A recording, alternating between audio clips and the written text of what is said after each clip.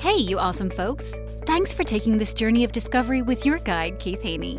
You're listening to the Becoming Bridge Builders podcast, your favorite podcast for everything from racial reconciliation to education innovation, justice reform, and leading change in the 21st century. This podcast is for people who love to be challenged with difficult topics, but want practical solutions to solve these challenging issues. Becoming Bridge Builders makes change possible. Each week on the podcast, Keith invites innovative thought leaders to share how they are building bridges in their area of expertise. You will hear breakthrough ideas and concepts that are changing the world. He's featuring guests who are best-selling authors, leaders at Microsoft, entrepreneurs, leading educators, professors, lawyers, and so many more. Listen in to learn how you can be the bridge to the change you are seeking. Welcome back to another episode of Becoming Bridge Builders, the show where we explore the stories of courageous voices who will work to bridge divides, heal communities, and champion human dignity. Today's guest is someone whose life embodies courage, resilience, and an unwavering commitment to justice. With over 25 years of dedicated activism, Zolal has become a fierce advocate for the voiceless inside Iran. Her journey began with a deeply personal tragedy, the loss of her father, a respected Iranian writer and political dissident killed by the regime during the 1988 massacre. That moment ignited in her a lifelong mission to ensure no other family faces such suffering. At just 18, she joined the Iranian resistance. Through decades of work, she has built a profound and unique understanding of the women's empowerment leadership under oppressive systems and the fight against tyranny and misogyny. She's also a seasoned analyst for the Middle East geopolitics, offering unmatched insights on Iran's internal climate, its resistance movements, its human rights record, the women's movement, and the wider regional tensions, including Iran's terrorism apparatus, warmongering posture, and nuclear ambitions. This is going to be a powerful, eye-opening conversation. We welcome her to the podcast. How you doing today? Good. And thank you for having me. I would like to greet everyone who's tuning in and watching this podcast today. Thank you very much for giving us this opportunity. Well, I think we're at a time where what you're dealing with and what's happening in Iran, I think the world would like to know. And sometimes we don't always get the story. So I'm looking forward to getting an inside perspective on what's really happening over there. So looking forward to this conversation. Happy to be of help and to be able to echo the voice of the people in Iran right now. Great. I'm going to ask you my favorite question. What's the best piece of advice you've ever received? The best piece of advice I ever received was from Mrs. Ma'am Rajavi. She once told me to respect the decisions that I make. Have that much self-respect for yourself to take seriously the decisions and the choices that you make. That has really formed a lot of my decisions throughout the years, and the fact that I've been able to stay steadfast in them. That is something that always stays with me, and I value it a great deal. That's great.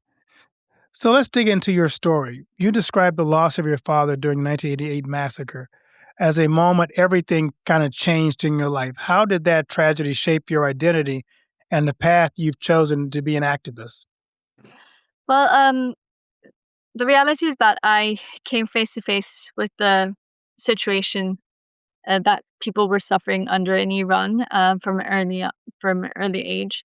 I met people who were victims of torture when I was 4 or 5 years old, and I always knew that we might be living in a democratic society here, but children my age in Iran are denied the most basic rights that I take for granted, and that people don't have the ability to be able to live safely in other parts of the world.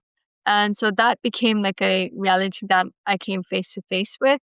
Or first I understood it, but I came face to face with it after my father was killed. After my father was killed, I remember the reality is that I knew I wasn't the only one who was suffering this because 30,000 people had been executed. I saw a lot of other children who had the same circumstances or even worse, like some who had lost both their parents or some who uh, they spent time in prison when their parents were in prison too, and so they had those memories, or they were forced to even watch their parents be tortured as a method of psychological torture on their parents. And so I always knew that I was the lucky one, that I never had to suffer any of that, even though I had lost my father. And but it put everything into perspective. I mean, I started to understand, I guess, a lot more than my age of how this world works and how, what are the realities on the ground in life. But there was always, I knew there were two uh, ways I could approach the issue. One was to feel like I was the victim and feel sorry for myself, or no, turn that into a source of energy to move forward and to do more and take on more responsibility. Because I think that um, I've always considered myself to be very lucky, actually, because we have this opportunity and this chance to be able to be a part of something that's a lot bigger than ourselves or our lives, and something that we have the chance to make a impact in history and change the the destiny of a nation. And I think that that's something that not everyone gets the chance to have, that kind of a you know um experience. And so I think that if we're able to accomplish that, that's the greatest accomplishment I could ever wish for.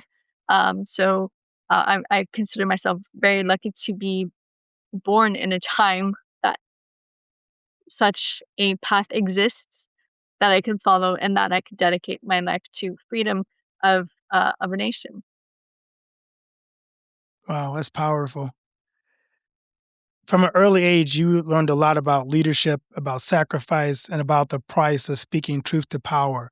Tell us a little bit about what you learned in your work since the age of 18. Well, I think that one of the things that I learned is to always um, live looking forward, in the long run, but always just imagine, like, today, if today is the last day, what are you going to do? So have that kind of a balance to be able to push forward constantly. But one of the things that I've learned most, I think, is um, to learn from those who have gone this path before me, and to use them as role models, and to be able to follow their path and try to learn from their experiences. That has been very critical. And also, I think one of the things that has helped me throughout this process, because it's there's been a lot of ups and downs. We have been through turmoils that are unimaginable to many. But what has always helped me persist and continue, first of all, it was having, you know, um, as I said, a moral compass, to have people that I knew I could count on and, follow. And also the motto that Mrs. Bajavi always had is, we can and we must. So to understand that we always have the capability to overcome whatever obstacle we face, no matter how difficult it is. The only key is, how much of a price are we willing to pay for it? And the reality is that every human being has an abundance of possibilities to give. The more you give, the more you sacrifice, the more you see that you still have room to give and sacrifice, and it's a ever giving cycle, right? So I think that that is what has helped me a great deal, and that's really shaped um, my path and the way that I've moved forward. As an Iranian American, you live in two worlds. How has the dual experience shaped your understanding of both the internal struggles in Iran and also the international response to it? Yeah, well, that was always part of the whole issue. But I think that, first of all, it gave me a wider perspective to be able to understand both sides of, the issue. Looking at, like, for instance, looking at the issue of Iran from an Iranian perspective, but also being able to look at it from an international perspective. And that has really, it has allowed me to understand how maybe things need to be presented and how it needs to be worked for, but also to cherish and safeguard the rights that we have, and have to really, I guess, know the value of what it is that we have, and to be able to utilize that for those who don't have it. So I think that in this process, you also start to realize, like, the weight of each issue. Sometimes we feel like we're drowning in, like, the problems that we have or things that we're dealing with, but when you compare it to someone on others, in a different country or in a different situation, you realize that, it's really not that bad what we're going through right now. There's so many people who have it worse than this. Or it also helps you understand, like, hey, I don't have to give in to this. This is not, I don't have to accept this outcome. I can actually do something about it, and I can change that path, and I have that capability and that capacity to create change. So I think that's really, that's been important. And I think that, with that understanding comes more responsibility. And I think that I've also been able to use that to be able to better echo the voice of the people inside of Iran. Because even though, unfortunately, I've never been to Iran, I don't think there has been a day that I haven't thought about the plight of the Iranian people, and especially these days. Right now, we are on day 18 of the nationwide uprisings in Iran. Thousands and thousands have been killed. 50,000 people have been arrested just in the past few days in Iran. Many of them are in their teens, many of them in their early 20s. And seeing all of that, and knowing that right now the internet has been shut off for days, they have no communication methods, they have no way to be able to voice their opinions or their demands or their calls. So that for me, that's really important, to be able to be their voice, send that message across, and to be able to push forward for what it is that they're fighting for. Because I think what we're seeing on the ground right now in Iran, it's unprecedented. This is a historic moment that we're in. People who are standing in defiance despite the brutal crackdown. The Iranian regime has used crackdown like this in the past. They've never been able to break the will of the Iranian people. The people of Iran have always come back again. And we see that how the uprisings in Iran have evolved over the years. But in 2019, the Iranian regime carried out the similar tactics, shutting off the internet and communication methods. And then they opened fire on protesters. They killed over 1,500 people then. And that was the end of the protests. With that, those protests ended for the time being. They resurfaced again later on, but for the time being, that was the end of it. But this time, despite the fact that the regime has cut off the internet longer than last time I think was about 3 days, despite the fact that the death toll is much higher, despite the fact that the arrest and the wounded and the situation is much more severe, but people are still standing in the streets. What's interesting is that in the last 2 days, some phone lines have been connected, so you could make calls from Iran to outside of Iran, but you can't make calls the other way. So you can't make calls to Iran, but they can make calls to you. The calls are really short, like maybe 1-2 minutes for those people who get that chance to be able to make a call. The phone lines cut off afterwards because the regime is afraid that people are giving information about what is going on the ground. But the reality is that the one message that people try to give us, on one hand, they try to explain like what they're seeing, what they're witnessing on the ground right now. But the other is they keep on sending this message: tell the world we're still standing. The protests haven't stopped. We're still going, um, continuing. And I think that bravery and that resilience is a new phenomenon that we're seeing right now. And it is we see the effects and impact of the rebellious youth and the resistance units throughout Iran who are pushing this movement forward. And we hope that it will lead to change. The Iranian people aren't naively understand that no one's going to hand us freedom in a silver platter, but we're willing to pay the price, and that is the message coming from inside of Iran. I wanted to get into this idea that you said that women's empowerment is central to defeating the tyranny. Can you tell us how women inside of Iran are leading and sustaining the movement for freedom? Yes. Um, what is interesting is the experience of the Iranian resistance in this regard.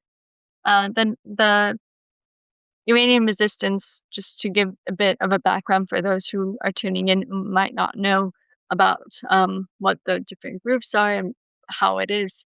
Um, there is a National Council of Resistance of Iran, which is a parliament in exile, and it has about 500 members, 52% of which are women.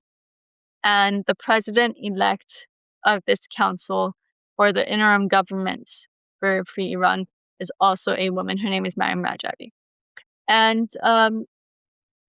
the main, I guess the largest group that is part of this National Council of Resistance of Iran, it's called the People's Mujahideen Organization of Iran, or MEK for short in the US. Well, they are the ones who have paid the gravest price, unfortunately, in these years, with being the number one victim of the Iranian regime. Over 120,000 people have been executed for just supporting this movement. But one of the things that they realized in 1985 was when they were analyzing and the previous year of resistance, they realized that women have been very central in this fight. They have overcome a lot more obstacles than a man usually has to overcome to even join the movement in the first place, because of the mindset in society of a woman joining a movement, a resistance movement, and the dangers and whatnot. But also in prison, they were the ones who were really steadfast in face of the severe torture and everything that they were dealing with, and especially since the Iranian regime is a misogynist regime and targeted women a lot more than men, and was it really got under their skin to see that there are women who's standing in defiance. So that was present. But then they saw that in the leadership of the movement, you didn't see the presence of women. And so the movement realized that this, as a progressive movement, this was something that was unacceptable to them. So they decided to change their whole system, and they said, we need to have women equally present in all the leadership roles, because they really are paying the price in the scene, and they have a lot to bring to the table that is not being represented right now.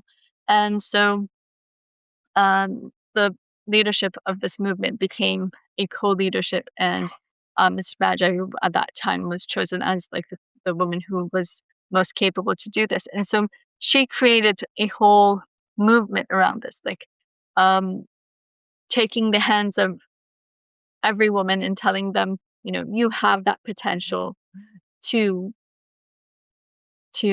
accomplish so much more, and breaking the glass ceilings and pushing forward in every avenue imaginable. And now we see like a whole generation of women who are capable leaders in this resistance. And in fact, this resistance is mostly led by women. For instance, the entire leadership council of the MEK right now are women. And then you see that resonate inside of Iran, because it has like a ripple effect, I remember, like, when I was growing up, I never thought that there were any limitations for women in what they can accomplish, because in front of me, I had seen, hundreds of women who had accomplished things that everyone thought was impossible. So, even in school in the US, I realized that, I have this, I don't have a lot of the glass ceilings that they have. And that was interesting for me. And at first I didn't realize it, because I thought it was a given. I thought everyone was like this. And then in dialogue, and when I would speak to people, I'm like, of course a woman can do this. And they were like, no, they can't. I was like, yeah, they can. They can accomplish anything. Just put your mind to it. You have the willpower and you can do it. And so that has had its effect for people inside of Iran, especially the younger generation growing up. They knew that there were these trailblazers who had opened this path. And so that made them strong. And that's why when in 2022, women were leading the protests in Iran, for the world, it was a new phenomenon. But for Iranians, it wasn't shocking at all. We're like, that's how Iranian women are. But the reality is that because we've had this experience for 40 years now. And I think that we see that right now, even on the streets, the role of women, the fact that women are standing side by side with the men in this fight. And what's interesting, I think it's very important to highlight this. This movement, this resistance movement, is a progressive movement, but the reason they turn to women's empowerment isn't like from a I guess, feminist mind point.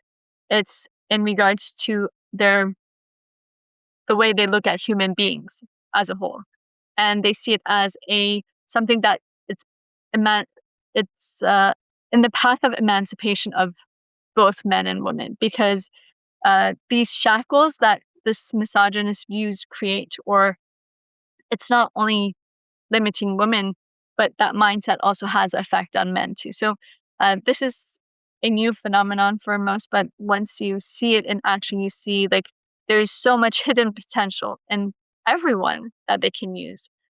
We always believe that the magic formula E equals MC2, and that is the potential that we have. Maybe we're using like 2% of our potential right now and on daily basis, but the reality is that a human being has so much willpower and the power to make decisions and stick by those decisions and move forward, that we have yet to learn how to use it. That's powerful. For the listeners who aren't fully aware of what the current turmoil is in Iran, I want to kind of walk us through kind of what's happening today.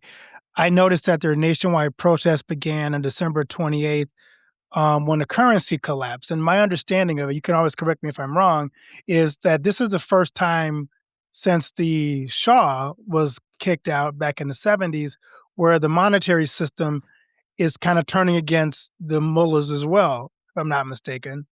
And it kind of pulled out. So the currency inflation rate has kind of sparked some of this.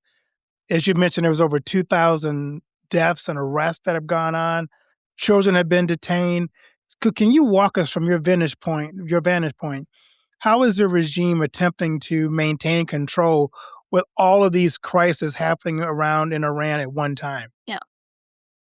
I think what sets this uprising aside from the previous ones is, in fact, the nature of it. It started with, as you said, the economic crisis in Iran. The reality is that poverty has never been so high in Iran.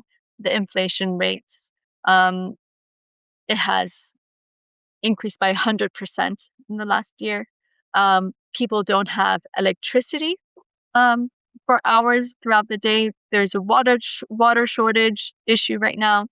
People don't have their basic freedoms. So there's not one single aspect of life that you could touch that is not in complete crisis right now in Iran. So people feel like they have nothing to lose. There's nothing to lose because the situation that they have is unbearable. we have really witnessed the fall of our society due to the situation in Iran right now. And so it started with the strike from the bazaar, and the bazaar is like Iran's economy. It's like the backbone of Iran's economy. It's kind of like, I guess, in a way, it'll be like comparable to the Wall Street of the US, like in comparison. Um, what's important is that also in 1978, when the bazaar joined the uprisings, that was a key point in the revolution. So the bazaar has always played that role. And so when the bazaar started the strikes, I think it was on the second day, the students joined in. So it started bringing in other sectors of Iranian society. So it wasn't just limited to the bazaar. And then when that started growing, it started growing throughout the country. And so right now, all 31 provinces have been active in the uprising. And it is over 195, about 200 cities who have been involved in these protests so far. Today, as I mentioned, is day 18. And the reality is that the protests began with the economic crisis, but within the first few hours, the slogans were down with dictator, then down with Khamenei, and then down with the oppressor, be it the Shah or the mullahs. So the people were giving like this clear message that, okay, we want to move forward. We want to overthrow this regime. We want to end to this system. It's not something that's reformable. It's not something that is changeable. The regime can't give in right now in regards to some issue or loosen some kind of a rule to be able to pull itself out of this dilemma that it's facing. The only solution is the overthrow of the regime. But they wanted to also send this message that we want to move forward. So, because this is one of the things that is always raised on Iran, it seems like, well, you either have to, live with this regime or you have to go back to how it used to be during the Shah's time. While the people of Iran have a message, they're like, no, we don't have to choose between two dictatorships. We can choose to move forward in the 21st century to have a democratic republic in Iran. And that has been key.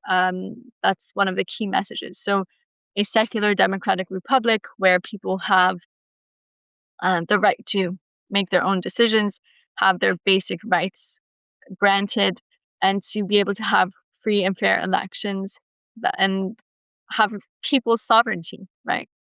So that is what they're demanding on the streets, and that is what they are calling for. And for them, they, as I said, because of the experiences that we've had, people know that, the regime is not going to fall overnight, and it's not going to be easy, and it's not going to, the regime has learned its lessons from the Shah. Actually, tomorrow marks the anniversary of the day that the Shah escaped Iran. So a lot of people are drawing that parallel right now inside of Iran that, these are the same days that the revolution happened in 1979, and we're going through the same thing again now. And hopefully everyone is saying, like, by the anniversary of the revolution, we'll have a revolution. So that's the hope. But the reality is that the whole process, if you look back in 1979, that whole process, it took about 18 months from the day that President Carter said Iran is the island of stability in the region till the fall of the Shah. During President Carter's time, he had the human rights diplomacy. So he told the Shah, back off on the execution and torture. It'll stabilize your government because people won't have this hatred toward you. That's what he thought. And so the minute the Shah stopped execution and torture, people started receiving that message. And despite the fact that the Sabak was killing people in the streets and the eternal guards, that's what they were called. It's like the equivalent to the IRGC now. The Shah had the eternal guard, and then instead of the current Ministry of Intelligence, they had the Sabak. So both systems still are intact. So the people knew that the risk was if you go to a protest, you might be killed. But if you're arrested, there are no risks because there's no execution, there's no torture. So that broke the fear in society. And so that's why people came to the streets in the millions. Khomeini, or the Khamenei now, has learned that lesson. So that's why they will never back off of execution and torture and killings. Last year, we had the regime carried out 2,200 executions in 2025, which is unprecedented since 1988, when that massacre of 30,000 political prisoners took place. So right now, what the regime is doing on the streets, it's a mass killing, which is a reminder for a lot of people of what happened in 1988. But they know that that is not out of strength that the regime is doing this, is out of weakness, that they have no way out. The other, I think, important element here this time around is the fact that the Iranian regime has become very weak in the region. The Iranian regime from day one, Khomeini, he stood on two legs, right? One is suppression internally, and the other was the export of terrorism and fundamentalism. Well, right now, that leg of terrorism and fundamentalism has been cut off to a great extent. With Hezbollah and everything that has happened in the past year, the fall of Bashar Assad, its current situation in the Middle East, and right now it's standing only on one feet. Like before, they used to bring in a lot of the suppressive forces from these proxy groups. They're still doing that right now. We had reports from Tehran that the regime has brought in 46,000 suppressive forces. A few thousand of those suppressive forces are from proxy groups like Iraqis who are being brought in, or from the Hezbollah or from Hashr al-Shabi or other groups. So the regime is still utilizing them, but it's very limited in comparison to before. So right now, the regimes they thought that with cutting off the internet, they could suppress the protests completely because people don't have any method of communication. It's not only the internet, was also phone lines that were cut off, so you couldn't even call anyone inside of Iran. And then this bloodbath that it has started, we had reports from people who contacted us. Like, for instance, one person contacted us yesterday and said they lived in a small town. They said, in our town alone, I saw 100 dead bodies right around me in the protest. And so, it's very brutal, the things that they're revealing. But it's also, there are so many parallels to what we have seen, especially like in 1981. And that's how Khomeini was able to keep his power. Because, like, for instance, right now, one of the things that they're doing is, you've probably seen the images, like parking lots, or it's by one of the prisons, but bodies all over the place. And they tell the families to come and identify their children if their children are missing. A lot of families don't know if their children have been killed, or they've been arrested, or if they're in hiding somewhere because they've been wounded, because they actually even went into hospitals and shot people who were wounded and had them killed. So one of the things that they're doing, they're broadcasting these things because they want to spread fear in society. On the other hand, they're putting like these screens, like LCD screens, and it shows like one by one the image of that person who's been killed. And so there's a whole bunch of people watching this in this hall to see if they see the image of their own child or their own, loved ones. And can you just imagine putting yourself in that position? Every picture that comes by, you think, is the next one going to be mine? And unfortunately, a lot of we have a book. It's the first volume of. It's the name and information of 20,000 people who've been killed by this regime. In it, there's a part. It's a list of parents who died when they were informed that their children have been executed without any notice, without any reason, really. And the regime is, you see, among the people who are being killed, they're like 14, 15 years old, and they've been killed. And the regime wants to send a message that way to society that I see no mercy when it comes to executions. This regime has executed children, um, elderly parents, um, pregnant women. The regime doesn't see any borders when it comes to executions or killing to keep its power. Back in 1980s, they used to print pictures of children and say, would the parents of these children come and identify their bodies because we don't even know their names? Or every day there would be a list printed in Etalat and Kehan newspapers of the people who had been executed the night before. And families would just buy the newspaper to just see if they see the name of their loved ones. So with that, the regime was able to spread fear. So this time around, a lot of the families are like, yes, it's devastating. Yes, it's very painful.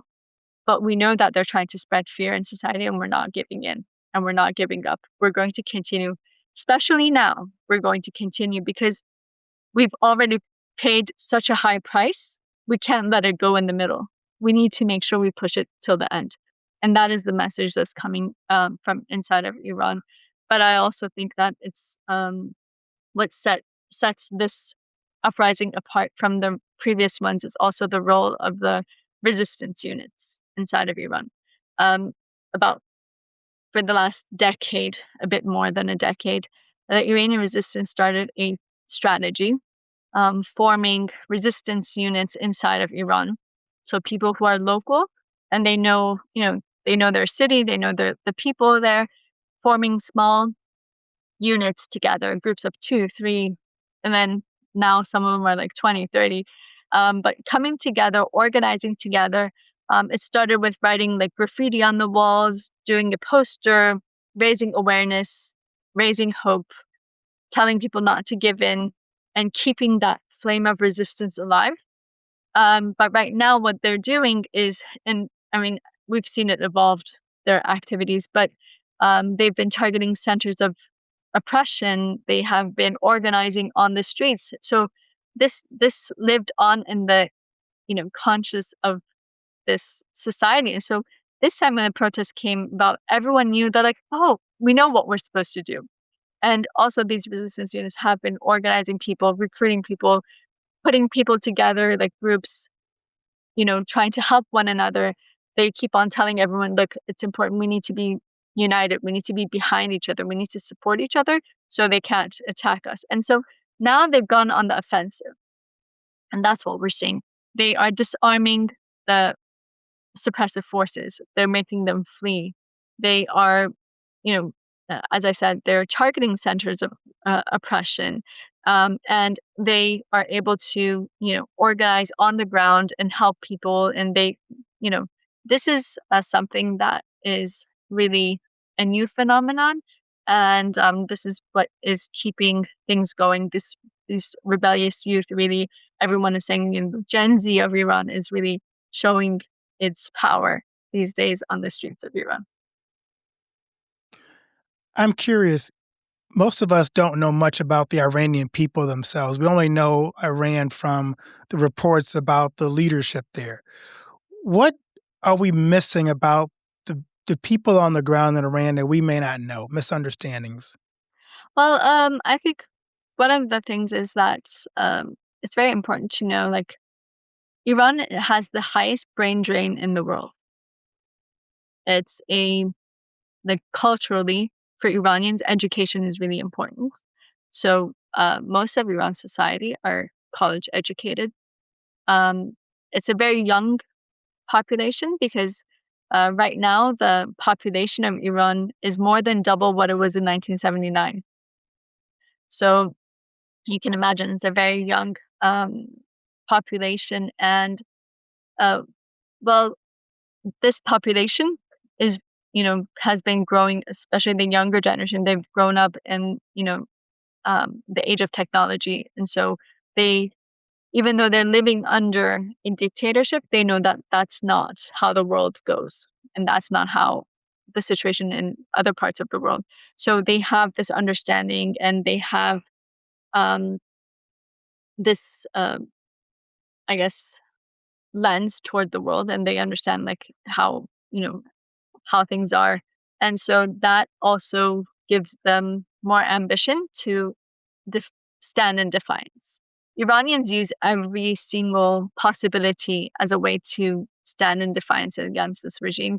They see everything as a form of resistance. Even helping one another is a form of resistance because the regime wants everyone to just think of themselves and just go into their own holes. Being even, being optimistic, that is a form of resistance. The fact that, like, for instance, over 60% of college students in Iran are women, that is because they see it as a form of resistance. A regime that doesn't allow women to study over 70 different majors, or they're not allowed to even travel without the permission of a male guardian, be it their husband or father. Well, they stand in defiance and they pursue higher education and they try to move forward. So I think that is something that a lot of people don't know about Iran. And Iran is our people are proud people. They know that they have a rich history and a rich culture. Unfortunately, everyone knows that the first human rights declaration comes from Iran, but our people are suffering under this regime this way, and they're denied their most basic human rights. And the people of Iran know that, and so that's why they know that they can be so much more, and they have so much potential, this society, and so that's why they really yearn that change. But I think what is most important is that despite having a brutal theocracy ruling Iran for 47 years, I don't think there's been a day that the Iranian people have succumbed to the power of the mullahs. And I think that's really important. And I think what has been very helpful is the fact that we have a organized resistance movement that has been leading this fight continuously or throughout these 47 years without a day of stopping. And I think that's really important. So the first 2 years of the revolution, it was raising awareness within society till the last drop of freedom was taken away from them on June 20th, 1981, when Khomeini opened fire on a peaceful protest of over 500,000 people. And from that day, the resistance has gone underground, but it has continued since that day, and it's been 44 years of continuous fighting. So we feel like we've finally reached that last chapter, or that last final step. And so we hope that together with the help of the people of Iran united, we can create that change. One of the other things that I think is important to understand about the Iranian people is that the history that we've had. The Iranian people, as I said, they keep on saying that, look, there is a third option when it comes to Iran. And this was raised by Mrs. Rajavi in the European Parliament, not today, but 20 years ago, actually. She stated that when it comes to Iran, the solution is neither war nor appeasement. It's supporting the Iranian people and their organized resistance to create change. Unfortunately, the policy of appeasement toward the mullahs has come with a grave price for the Iranian people, because the reality is we've been the bargaining chips at the table, especially the Iranian resistance in all these years. But on the other hand, the Iranian people don't want troops on the ground. They don't want foreign intervention, because we have that experience in Iran. If you look back, Reza Shah, he was brought in by the British, and then he was taken out. And then his son was brought in by the U.S. and the UK, and he was taken out. And then Khomeini was brought in by Western powers, because at the time it was the Cold War. There was USSRs bordering Iran. They said, well, this is a clergyman that's against communism, so he's probably our best bet, because the people who had created the revolution were progressive movements, and so they weren't really sure if it would be to the benefit of the foreign powers, especially since they wanted their independence. You also have to remember that the only democratic government that Iran has had in the last century was Dr. Mossadegh, who was overthrown in a coup d'etat by the CIA and MI6. So the Iranian people have that history and in the back of their mind. So immediately when you talk about foreign intervention, and because Iran is a rich country in natural resources, unfortunately, foreign interests have had a lot of, I guess, a great role in how things work out. And so that's why the people keep on emphasizing that, there's a third option. We're paying the price ourselves on the street. We're not asking for anything, but we are asking for a firm policy on Iran. We are asking for the EU and the UK to blacklist the IRGC. And we are asking for instance, right now, what is being perpetrated in Iran is both war crimes and crimes against humanity. Today, as we are speaking, there's a UN Security Council meeting. It is time to hold the Iranian regime accountable for these atrocities that are being committed. And ask, shut down all of Iran's embassies. These are basic steps that can be taken that sends that message to the Iranian regime that we're not going to just give words of condemnation and let you get away with things. And it also sends a message to the Iranian people that we do stand by you, we do hear you, we are with you. And also, as I said before, I think toward the beginning, one of the main messages that we hear from the streets on the ground in Iran is that we want to move forward in the 21st century. We want a true democratic republic in Iran. Fortunately, there is a roadmap for that. The National Council of Resistance, everyone has an interim government plan. And what's important, it's not just on paper. People have seen it in practice throughout the last 40 years and the last 4 decades. That these people, it's not just words, mere words. They actually have stood by their principles and their values, and they see that moral values that have turned to politics for them. And on the other hand, the 10-point plan, for instance, that Mrs. Rajavi has presented, everyone calls it it's Jeffersonian blueprint, really, a roadmap. But it calls for, free elections. It calls for, basic rights being respected, freedom of speech, freedom of religion, freedom of, basic things that unfortunately the people of Iran are denied, but also the separation of religion and state, recognizing the rights of minorities or ethnic groups in Iran, the different ethnicities in Iran, having a independent judiciary, having equality of men and women, and doing something about Iran's environment, because right now it's a catastrophe. It calls for a non-nuclear Iran, and it calls for equal opportunities in the work field for everyone and a free market society. So, if you go through all 10, it's really, even though it's only 10 points, it really covers a lot of things. It calls for the abolition of the death penalty and executions and torture in Iran, which is really important in a free Iran, because otherwise this cycle of revenge will never end. And also it's at a time that some are right now, unfortunately, promoting the return of the Savak. The Iranian people want to say, no, we want to end to all of this. We want to end to suppressing the people. And so I think that this is one of the key takeaways.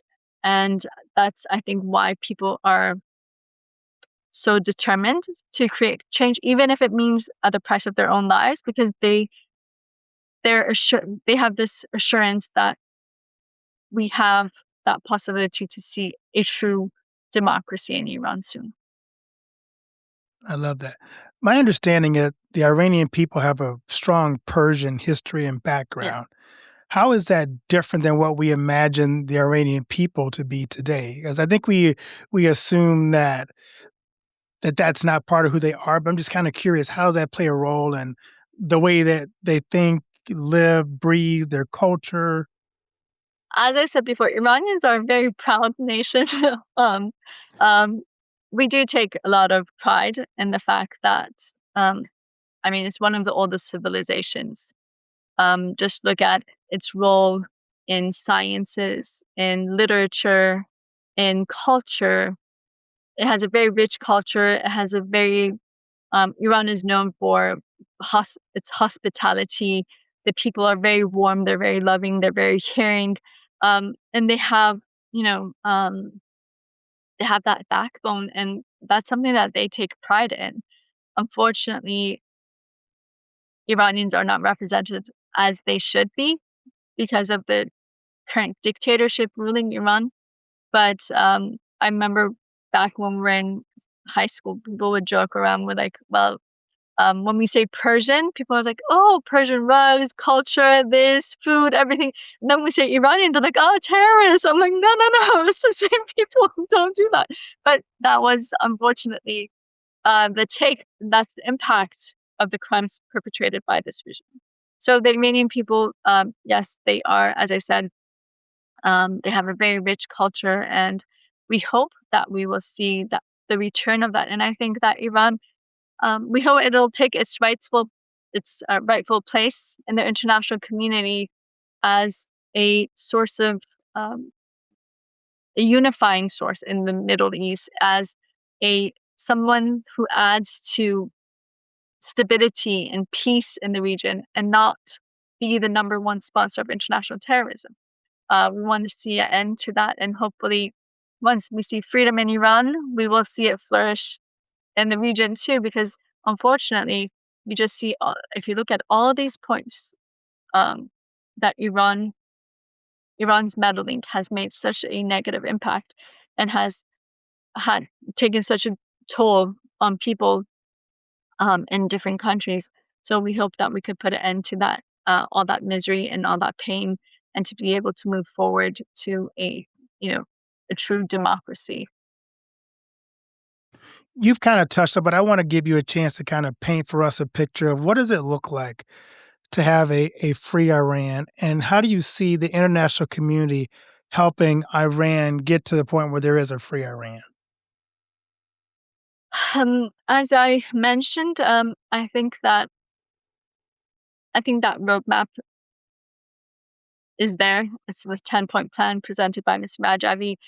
For those who might be interested to read the whole thing, you can find, if you search Mariam Rajavi 10-point plan, you will find it. But there's also the website of Mariam Rajavi, which is Mariam-Rajavi. Mariam is Maryam Rajavi RAJAVI.com, or MariamRajaviForChange.com, that you guys could take a look at. And her viewpoints are there. But I think that free Iran is an Iran where Iran belongs to its people, and that we have people's sovereignty. That Iran that has a government that will only be serving its own people, and that's like the number one issue that we have. There are a lot of Iran. There was actually a conference about a few weeks before the uprising, actually, in Paris, of prominent Iranian intellectuals and leading figures in the world of science and technology and whatnot. And it was such a beautiful conference. And one of them said, all of us have made a pledge that once Iran is free, the only thing that we want to go do is just go there and just serve our people. We don't want any wages. We don't want anything. We just want to be able to have that possibility to go and actually serve our people after all these years. We see, if you look at every top Fortune 500 company, or all the major, if you look at NASA, you look at, different departments, you see there are, in the top higher positions, you see Iranians. So really, just imagine a country where they can actually serve their own people, and what Iran could be, and what an impact it can make on the world. And also, as I said, Iranians are known for their hospitality. So just imagine but impact that can have on the world. And we hope to be able to one day host everyone in a free Iran, and to see that flourish. I think that it'll have it'll play a very important geopolitical role, because Iran has always had that, positive and negative. That's the reality. I mean, once we had Dr. Mossadegh as prime minister, we saw, and Iran's oil was nationalized. You saw the effect, the ripple effect in the region, and from Egypt, from here, there, everywhere. You saw that effect. But unfortunately, when Khomeini came into power, we also saw the rise of Islamic fundamentalism in the region, and the growth of that. So I think we are in a position now that we can eliminate the the heart of that Islamic fundamentalism, and remove it, because that's, I think, what has led to the suffering of people around the world. It doesn't matter where you are, or what religion you are, or what your beliefs are. Unfortunately, it has affected so many lives. And so to see an end to all that destruction and all that hate, I think that's really important.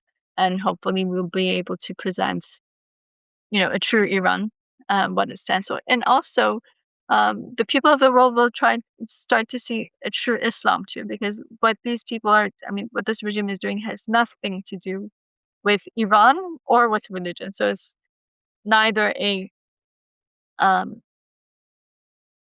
Muslim and neither an Iranian, really. And that's something that we would like to clarify for everyone, that please don't judge us by the mullahs. They don't represent the Iranian people, or our history, or our culture, or anything. So we hope to see that day flourish. And as I said, the good news is that there is alternative in the National Council of Resistance of Iran, and under the leadership of Mrs. Mariam Rajavi, which is something that I think that soon the world will be hearing more about.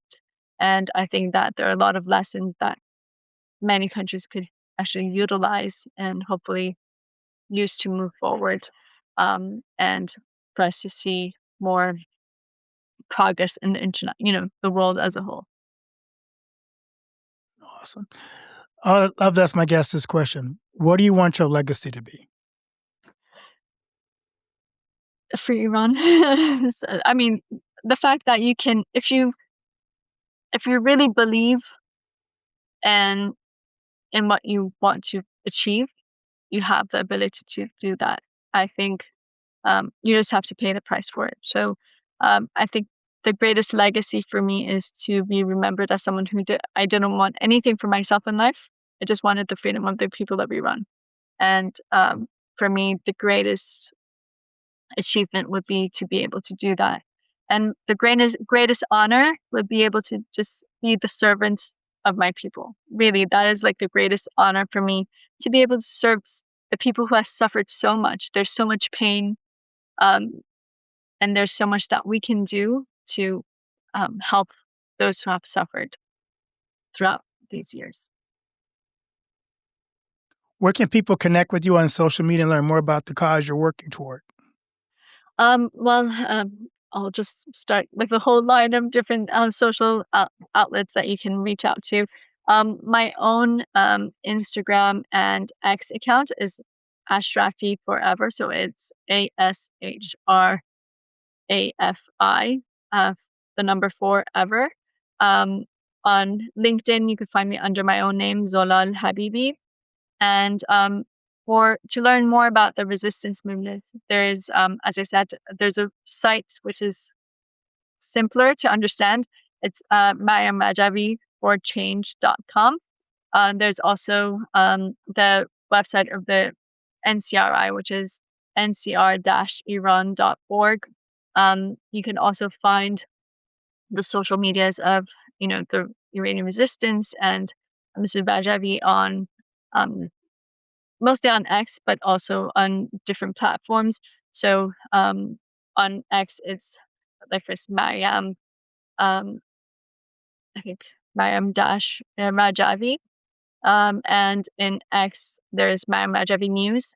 And then there's the Iran _ policy in X, which is for the National Council of Resistance Foreign Affairs Committee.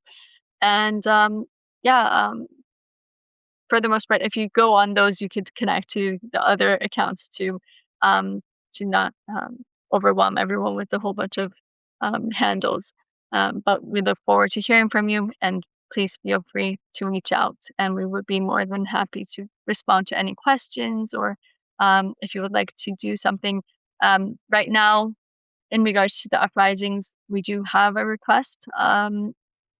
Share what you've learned here today with your lawmakers. Ask them to, as I said, there are a few specific demands that the Iranian people have. One, if you're in the Europe or the UK, blacklist the IRGC. 2, shut down Iran's embassies. Ask your lawmakers to voice their support for the Iranian people and in their quest for a democratic, secular republic in Iran, to put an end to all forms of dictatorship, the current and the past, and recognize the right of the Iranian people to resist in face of tyranny. There are a lot of demonstrations going on these days and throughout different cities. If you would like to find out if there's a demonstration in your city, you could reach out to iranfreedom.org. Their email is actioncenter@iranfreedom.org. They are the ones who are organizing a lot of the demonstrations in different countries, so they can put you in contact with the needed people in your own city, or they could also direct you if there is an Iranian community in your city to be able to hold gatherings or rallies or whatnot and show your solidarity. So thank you very much, and we hope that we can invite you to a free Iran very soon. Zola, thank you for sharing your time with us, for your courage, your voice, and your unwavering commitment to justice for the Iranian people. Your insight gives us not only a clear understanding of the crisis, but also a deep sense of hope that change is possible, even in the darkest moments. To our listeners, thank you for joining us today, and this conversation has moved you. Share it with someone who needs to hear it. Until next time, keep building bridges, keep seeking truth, and keep standing up for human dignity. Zola, thank you again so much for your time. Thank you very much. It was a pleasure to be with you.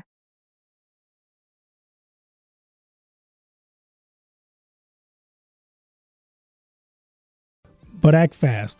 With only 40 spots remaining this month, claim your free revenue ceiling audit now at the link included in the show notes. Thanks for listening to Becoming Bridge Builder. If you enjoyed this episode and want to help support the podcast, please subscribe and share it with others. Post about it on social media or leave a rating and review. To catch all the latest from me, you can follow me on Instagram @bkeithhaney and on Getter and Twitter @RevHeadpin. Thanks again, and tune in next time.